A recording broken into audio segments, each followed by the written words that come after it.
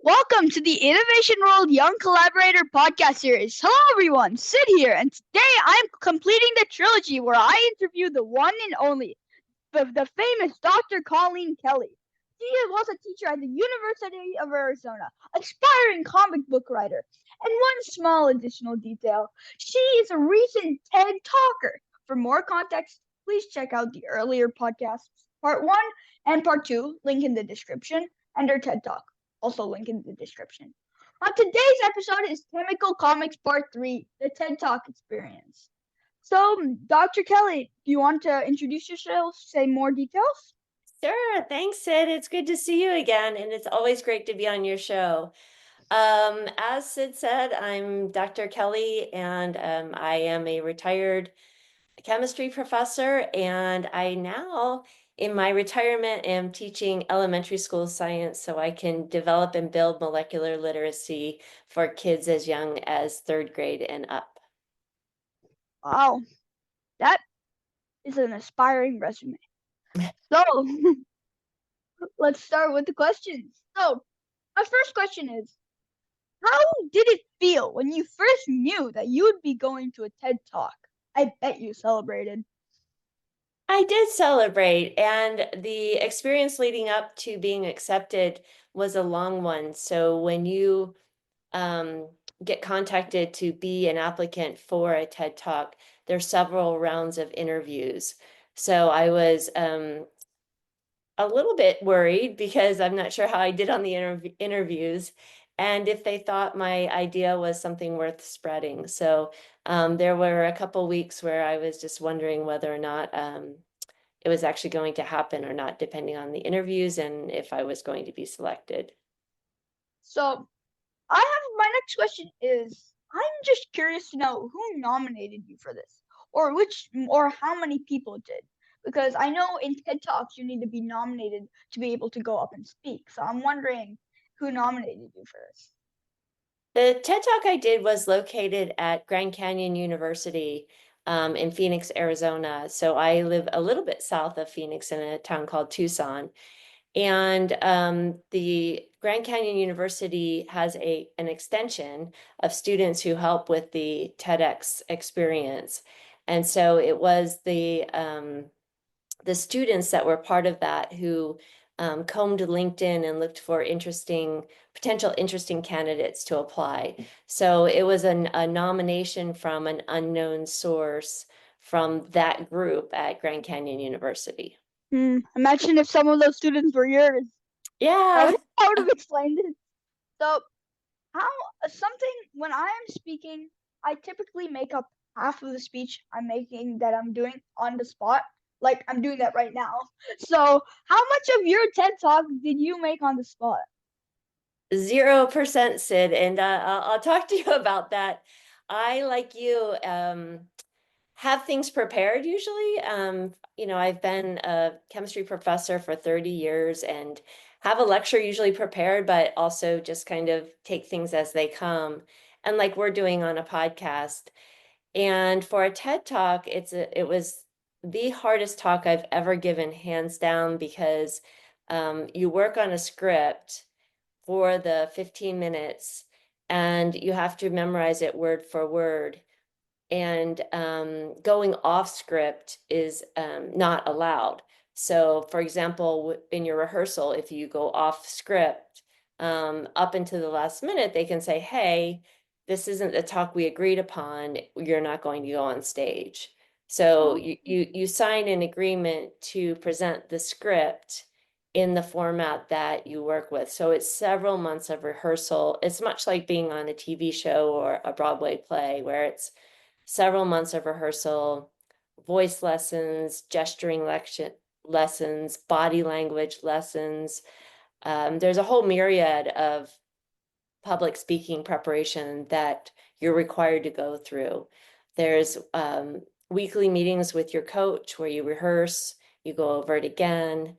Then you record yourself and you send your recording in to the TED team so that they know you're on track. So by the time you get onto stage, you have a complete talk that has been rehearsed so many times. So it was everyone I talk to, it's a live event in an arena, and the other speakers that were there agree with me. And the other speakers were CEOs and, you know, people who speak all the time like I do. And we all said, this is really difficult because of the amount of adherence to exact wording that needs to happen. That would probably be my nightmare. Yeah. How long before your actual talk did you fully develop your 100% speech? Probably, oh boy, I would say 2 weeks out. I had it. Um, I, I don't have it anymore, but I used a huge whiteboard and I wrote out very, very detailed outline of the talk, and I would carry that thing around with me everywhere I went, so that if I'm brushing my teeth, I'm looking at my talk. If I went for a swim, I was doing the talk in my head. So that it was just nonstop immersion in the sequence of the story. So I'd say about 2 weeks prior, I had it done pretty well. The week prior, pretty well. And then you do a full dress rehearsal on stage in the auditorium that's recorded.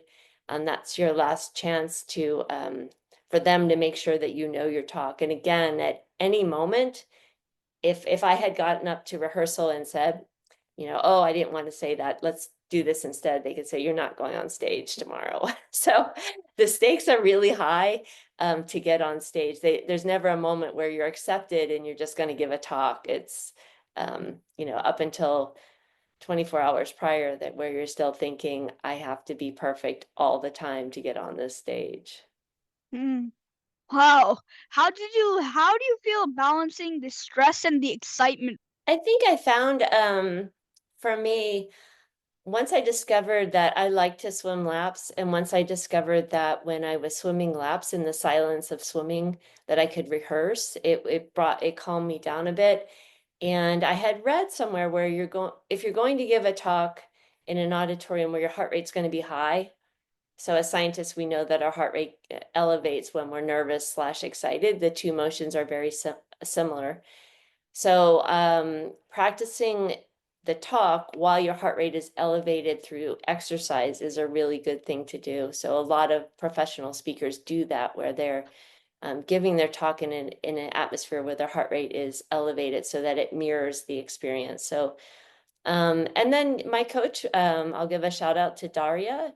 Daria was an amazing coach, and she just kept, helping me and telling me everything was going to be great, and helping me practice. And so I had faith in my coach as well.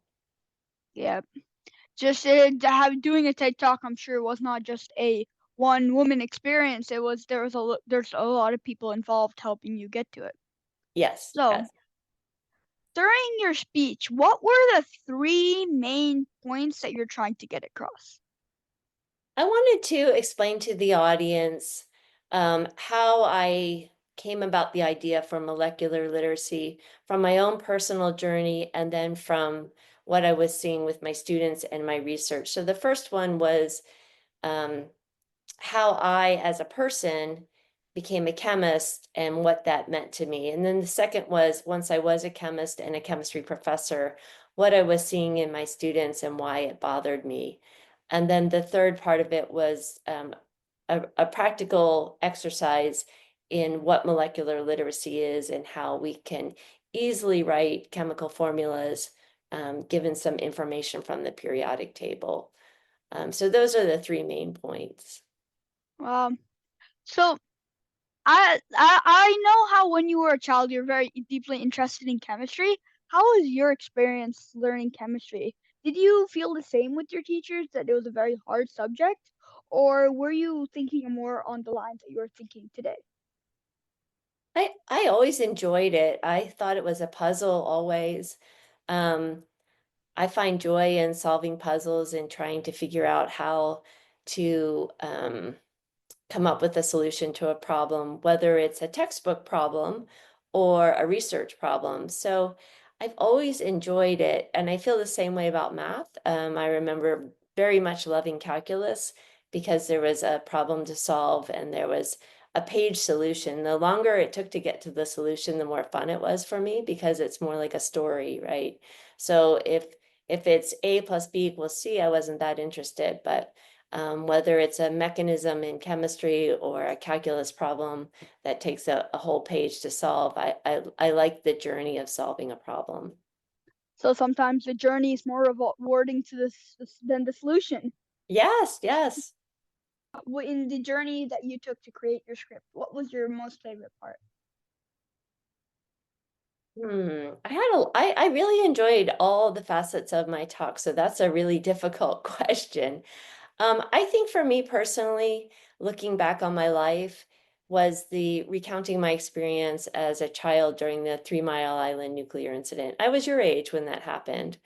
And so when I was your age, there was a near nuclear accident at 3 Mile Island nuclear power plant, which was a few miles from my house.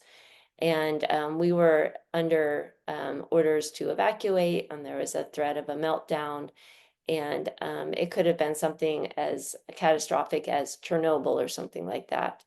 So, kind of reliving that experience and talking to my friends who I'm still friends with from when I was your age about what it was like and remembering it all, talking to my parents about it, really looking at that, but also recognizing that during that time, something so unique actually, that the science was not the main focus. The main focus was safety, and there was no understanding of or no good explanations of what was happening. And in fact, we misinterpreted quite a bit during that incident about how to be safe and what it means and what's happening, was really misinterpreted. So that led me to want to explain things better and make sure that the science was robust. And safety is really important to me still, but science also is important. So, a question that I was thinking about on the topic of the 3 Mile Island was, the main characters in your book series, Poppy and Ray, are both radioactive elements. Did the 3 Mile Island nuclear accident have any influence over that decision? It did, yes. Years later, I was a what's called an expert witness, and that's someone that gives scientific as evidence for something. I was an expert witness about a radioactive case with the element uranium. And I had taught nuclear chemistry before as part of the freshman chemistry experience. There's a chapter on nuclear chemistry, and I always enjoyed teaching nuclear chemistry. And then when I became that expert witness and learned a lot more about the impact of radioactivity or unintended consequences of radioactivity, um, it really kind of sparked my interest. And so, leading with the first book is The Case of the Deadly Dials, which is about the radium girls who are exposed to a radioactive element called radium. And then having Poppy and Ray both be radioactive elements, it all kind of came together from my experiences and my interest. Full circle. Yes. So, okay, yeah, sorry. Earlier on, you talked about your favorite part about writing your script. What do you think was the most challenging part slash least favorite?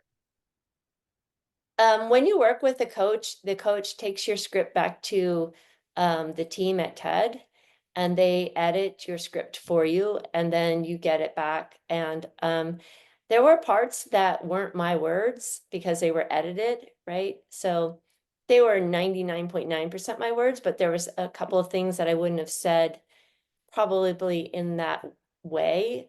And so I struggled every time I got to a part that I didn't personally write from the beginning. So when you're edited it becomes a little bit like a script. And they were small changes, they weren't big. They were changes that when I look back at the talk, made the talk so much better. So I'm grateful for you always want to be edited. That's a good thing. But I think you would find this too, Sid, when you're speaking, you have a natural rhythm and flow in the way that your words come out. And when they're in a different order, it trips you up a little bit. Yeah. So something that stuck out to me, that while you were speaking, you were wearing that periodic table apron. That was a brilliant idea. How did you really get that idea? I would never have thought about it.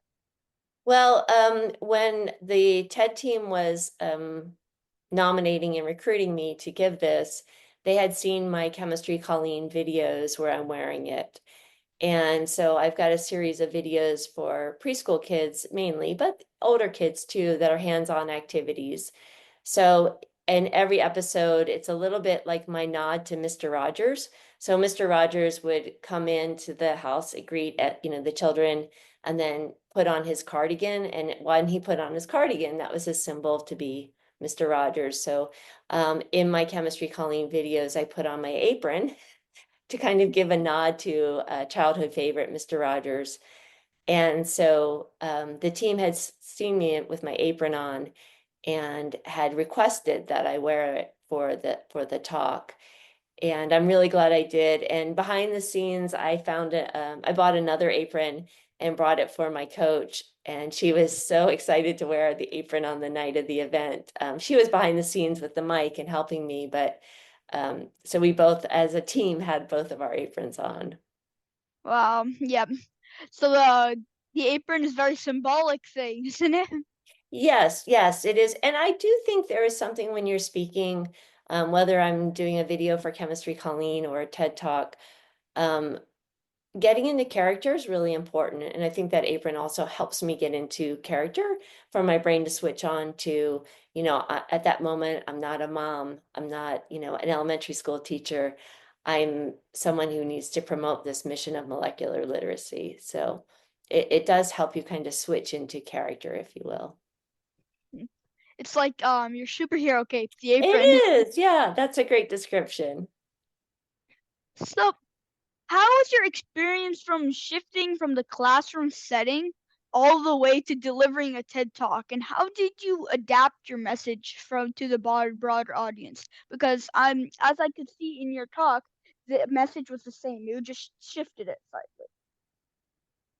Hey, that's a great question, Sid. You always have good questions, though. Thanks. Um, the biggest difference and the biggest shift is when I'm lecturing in a classroom, you use visual aids all the time, especially for chemistry. So I'm writing on a whiteboard constantly. I'm always drawing to explain. I've always got visual images. Chemistry is extremely visual. And as you see in a TED Talk, I did have visuals, but I'm not allowed to look at them. So Was there a screen in front of you? no. Oh, wow. So there's no prompter, no teleprompter, no screen in front of you. So you even need to rehearse when the slide's going to be changed, and you just have to remember what's behind you. So not consulting the visual image. And also, I think scientists, when we give talks, we're all usually pointing, saying, hey, if you look at this electron, it moves here, or, this bond breaks and this new one forms, and you're pointing. And I was very reliant on that for my entire career. And to have that taken away was really uncomfortable. Wow. How have your students and peers reached out to you after your TED Talk? The students must have been very excited to see their professor, their chemistry professor, up on the TED Talk stage. Yeah, I think the message is still spreading. It's only a month old that it's been on YouTube. So I think folks are still watching it and reaching out to me. So there's a kind of a trickle effect. And Sid, I need to do a better job of sending it out to former students so that they're aware that it's there. But I think we both share this. Um, that's hard to do, right? To say, hey, look at my TED Talk. It's a little awkward. So a lot of them have seen it and they loved it, of course. I'm really proud of it. I think it's the best talk I've ever given. So all the hard work definitely paid off. I'm proud of the message.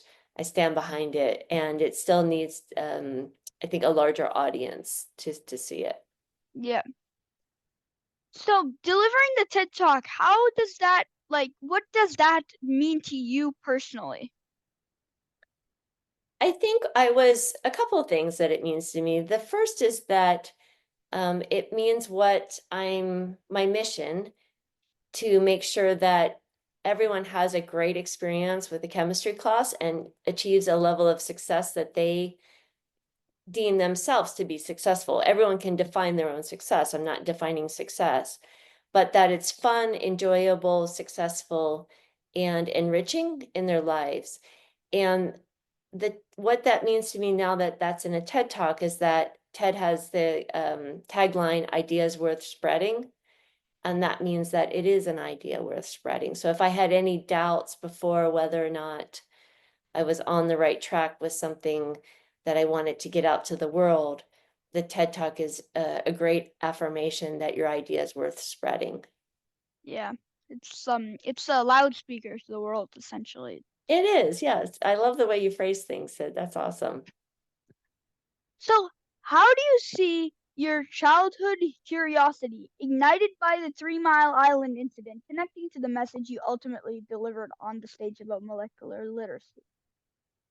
I think again, and I've always had an ear for looking at media, including news, for molecular literacy. And at that time, there wasn't an explanation of, what were the isotopes? What was happening at 3 Mile Island? Was it gamma rays? Was it, uh, beta particles, positrons? What would have been emitted if there was a meltdown? What does a meltdown mean? So molecular literacy was completely absent during something where it might have been very important. For example, there are some radioactive particles that you can stop with a piece of paper. Then the threat would have been minimal, right? It won't go through a piece of paper. It certainly won't go through clothing. There's others that you need to wear lead for, right? Like when you go to the dentist, you have that heavy lead vest on to protect you from x-rays. So there's others. So there's different strengths of radioactive particles. There's different dangers. There's different toxicities associated with different radioactive particles. So none of that was in my purview. Nobody was talking about that. We were just talking about it might happen, we're all going to die. There's no in between about what is Doomsday. the science, right? So um, that's where I get my strength on molecular literacy, because there's other communities internationally. For example, Flint, Michigan, almost a decade ago now, went through a lead poisoning in their water. And they still have lead in their water, and they're still testing for different cancers because of the lead in their water. So what does that mean to that community? And that community should know the difference between lead plus 2 and lead plus 4 and how that affects them. So saying there's lead in their water is not good enough. We can explain pretty simply where the lead came from, why it's soluble in the water, why some lead is not soluble, that kind of thing. So there are communities who are globally impacted by these incidents. And if there's understanding by the community, I think it would help everyone really mitigate the problem and transition to a safe solution faster than having 99% of the people in the dark and only one expert. That shouldn't be like that. We should all be able to kind of control what we know about our community and our environment. Molecular literacy equality. That's the Yes, goal. equality. Yes, yeah, molecular literacy equality. Wow. That's what your books are trying to send out. It's a way to give chemistry to anybody regardless of their socioeconomic status. Yes. More. Yeah. So, speaking on the lines of molecular literacy and disasters averted, how much different would you think the present would be if children in the past, maybe 5 decades ago, had molecular literacy, and how would that affect you personally? Oh, I think it would be a huge difference, and it's still not too late, right? You know, the best time to plant a tree was yesterday. The next best time is today. So let's go. Let's start now. So I feel the same way with molecular literacy, but you can imagine a better understanding about climate change. You can a better understanding about plastics. We know about PFAS in the environment. What are these persistent plastics, and how do they affect our health and our environment? There's so many issues of disease. Maybe 100 years ago, we wouldn't have used lead in our paint, to paint our houses.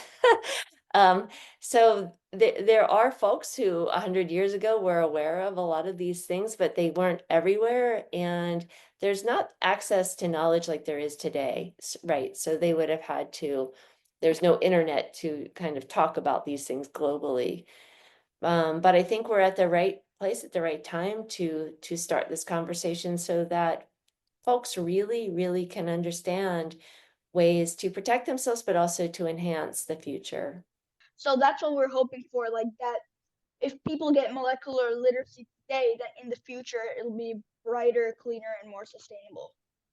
Yeah, exactly. Great. Are there any more upcoming projects or new directions that you're planning to take with the Kids Chemical Solutions MC Detective Agency and your books for chemical literacy? Or what are the new directions? Maybe a chemistry talk show? I would love to be a part of that. But That's You're the first person that mentioned a talk show, Sid, so we'll have to talk about that. That's something I hadn't considered, but yes, we could partner on that. So we'll talk about that. We're really excited. I work with You at Learning, with Kristen Lehman and her team there. And we're really excited about an upcoming creation of a high school chemistry textbook based on storytelling, based on my characters, but also including more big league topics that would prepare a student for an AP chemistry exam or um, college chemistry. So our current offerings are written at that level, but we can enhance it with more problem sets, kind of make the characters a little bit older. So we're going to try to create something, no, not try to, we are in the process of scaffolding and outlining what it means to create something that could be used immediately in high schools, because we have to capture 8-year-olds, but we have to capture middle schoolers, we have to capture high schoolers, we have to capture college kids. So like there's no age group that we're going to miss. We want to capture them all. so for my final question to kind of wrap things up, how would you reflect on your journey from a curious girl to a TED Talker? Very thankful. And I look around at all the students I have mentored over decades, and including my own son, and see sometimes that the direction and the path and the passion don't always match up. And I look back and I think, boy, how did I align all that? I loved chemistry. I became a chemist. I love teaching chemistry even more. That's by far my favorite thing. I am so excited to tutor. Sometimes the people I tutor, like, we have to go, like the dining hall's closing, we have to stop, and I want to keep going. So I really love what I do, and I'm very blessed to have a professional life created around it. And I think that's really what got me to the TED Talk, was my deep, authentic passion for wanting to share my joy with the world. Well, that is a very thoughtful answer. So thank you, Dr. Kelley, for joining us today. I really appreciate coming back, even after like now you're at another caliber, another level. You're a TED Talker, so thank you to coming back to this program. I know our listening audience has really enjoyed learning about your work. Learn more about this program and others by visiting globalinnovationfieldtrip.org and innovationworld.org. Thank you for joining the Innovation World Young Collaborator podcast series. This is Sid signing off. Until next time.